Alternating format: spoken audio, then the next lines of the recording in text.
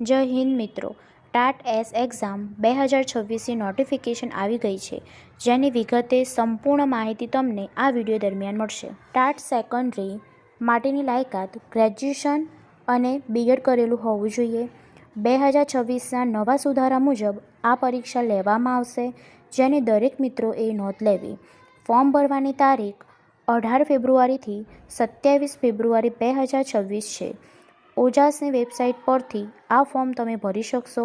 પ્રિલિમની પરીક્ષાની તારીખ 26 એપ્રિલના રોજ યોજાશે અને મુખ્ય પરીક્ષાની સંભવિત જૂન 2026માં લેવાઈ શકે છે.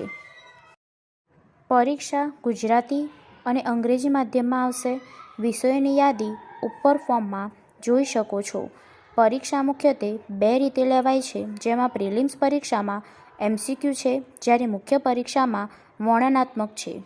સૌથી પહેલાં પ્રિલિમ્સ પરીક્ષાનું માળખું જોઈએ, જેમાં 200 ગુણનો MCQ પ્રશ્ન આવશે, જેમાં વિભાગ 1 તમામ માટે કોમન આવશે, જેમાં 100 પ્રશ્ન 100 ગુણ હશે.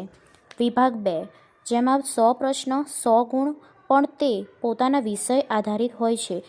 કુલ 200 ગુણનું પ્રશ્નપત્ર આવશે. સમય 3 કલાક અને નેગેટિવ માર્ક 0.25 છે.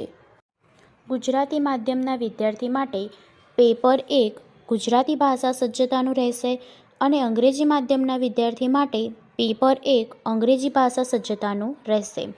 બધા જ વિષયના વિદ્યાર્થી માટે કોમન છે, જેમાં 100 ગુણ છે. સમય 150 મિનિટ છે. જ્યારે પેપર 2 વિષયવસ્તુ અને પદ્ધતિશાસ્ત્ર છે, તેમાં સમય 180 મિનિટ મળે છે, જેના 100 ગુણ છે. આવી સરકારી ભરતીઓની માહિતી મેળવવા માટે ચેનલને સબસ્ક્રાઇબ કરો અને વિડીયો ગમ્યો હોય તો લાઇક એન્ડ શેર કરો.